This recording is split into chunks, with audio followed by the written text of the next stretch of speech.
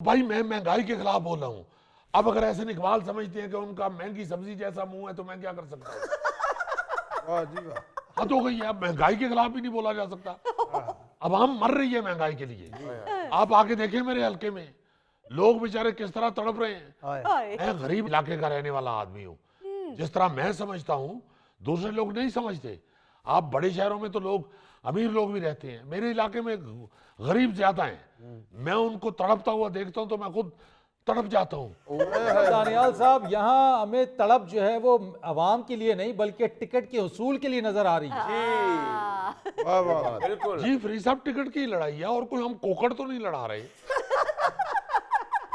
इन्हें भी मालूम है कि मैं आजाद भी जीतूंगा, इसीलिए तो इन्होंने मेरे जलसे पे पाबंदी लगा दी, रोक दिया मेरा जलसा। मगर वो क्या कहते हैं कि फूंकों से ये चूल्हा बुझाया ना जाएगा। भाई मैं चाहता हूं वहां पे मेरा कैंडिडेट जो पहले भी मेरे साथ जीत चुका है उसको टिकट मिले। अब अगर एहसन इकबाल साहब चाहते हैं कि मेरे बेटे को टिकट दिया जाए तो मैं ये कैसे कैसे मुझे वारा खाएगा ये? तो फिर ये गरीब की तड़प तो ना हुई ना, ये तो टिकट की तड़प हुई। नहीं, इसको एक साइड पे रखे हैं गरीब की तड़प। दानियाल साहब, अल्लाह ने ਤੁਹਾਡੇ ਇੰਨੀ ਰਹਿਮਤ ਕੀਤੀ, ਏਡੇ ਖਤਰਨਾਕ ਐਕਸੀਡੈਂਟ ਚੋਂ ਬਚਾਇਆ ਹੈ।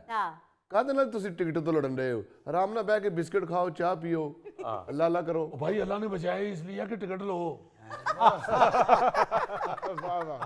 बल्कि मेरे लीडरों को सोचना चाहिए कि अल्लाह ताला ने अगर इतने खतरनाक एक्सीडेंट से बचाया है तो अल्लाह पाक इससे कोई काम लेना चाहता है, इसे टिकट देनी चाहिए। अगर आपकी और एहसन इकबाल की लड़ाई तो बीच चौराहे पर हो गई ना, मामले को पार्टी के साथ अंदर खाने खुद ही तय कर लेते, शायद आपके लीडरान को यह बात नागवार गुजरी हो। ये वो सारी बातें गलत कर रहे हैं। वो कह रहे हैं जी कि ये पीटीआई के टिकट के लिए ये तगदो करता रहा है।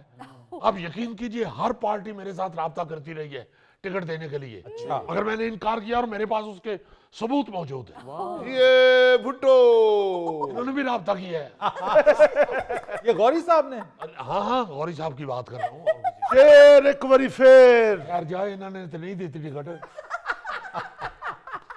अब देखें मेरे ऊपर इल्जाम लगा रहे हैं एहसन इकबाल साहब, हालांकि उन्होंने जितने लोटे बनाए उन्होंने तो लोटों की फैक्ट्री लगा ली हुई है। बड़ा इल्जाम लगा रहे हैं आप उनके ऊपर। उन्होंने भी तो मुझ पे इल्जाम लगाया है। वो केड़ा मैंने मोतीचूर दे लड्डू भेजन डे ने। दानियाल साहब, अगर आप पार्टी में रह के पार्टी के खिलाफ बात करेंगे तो पार्टी आपको टिकट कैसे देगी? रईस साहब, आप एहसन इकबाल की जुबान बोल रहे हैं। आपको क्या मालूम कि उन्होंने मुझे कैसे कैसे जिच किया है। उन्होंने मेरे बारे में कहा कि दानियाल अजीज ने कोई एक अस्पताल, एक यूनिवर्सिटी या एक सड़क बनाई हो तो वो बोले। हाँ तो फिर बोले।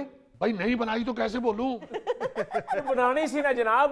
एहसन इकबाल साहब कहने थोड़ी सीमेंट रोड गए ने ਜਾਂ ਉਹ ਤੁਹਾਡੀ ਲੋਕਲ ਡਰਮ ਚ ਕੋ ਆ ਗਏ ਨੇ। ਜਾਂ ਬਜਰੀ ਵਾਲਾ ਟਰੱਕ ਛੱਪੜ ਤੇ ਚਲਵਾਤਾ ਉਹਨਾਂ ਨੇ।